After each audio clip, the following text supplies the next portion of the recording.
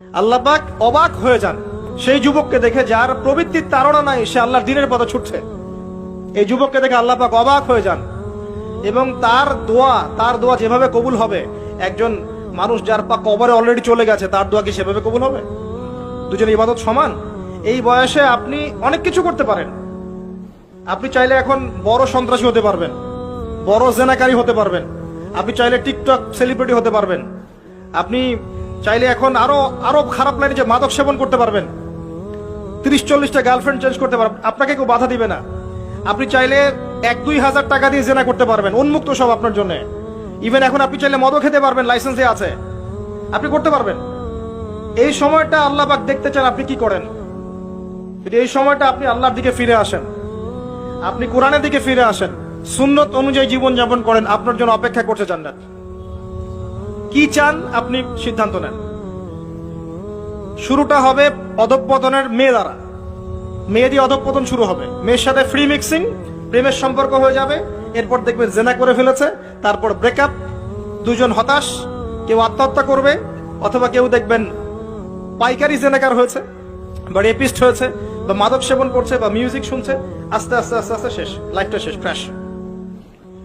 এভাবে যুব সমাজ নষ্ট হচ্ছে। অনেক সময় দেখবেন পড়াশোনা করছে, কোনো কারণে রেজাল্ট ভালো হয় নাই, আত্মহত্যা করে বসে আছে। ডে বাই ডে যুব সমাজের সাইকোলজি মেলই হয়ে যাচ্ছে। আমাদের যারা ওস্তাদ সাহেবরা আছেন, বৃদ্ধ প্রবীণ, তাদের যে গাম্ভীর্য আছে, ব্যক্তিত্ব আছে, গলার ভয়েস, কথা বলার অ্যাটিটিউড, ব্যক্তিত্ব, চলাফেরা, এগুলো এখনকার যুবকদের মধ্যে পাওয়া যায় না।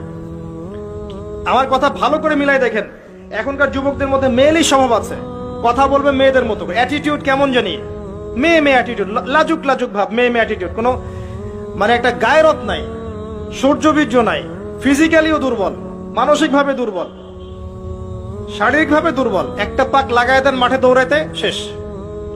20 বছর 25 বছরে ভুড়ি হয়ে বসে আছে, গায়ে শক্তি নাই, ইভেন খেলাধুলাও করে না, মেশেও না মানুষের সাথে, সামাজিকও না।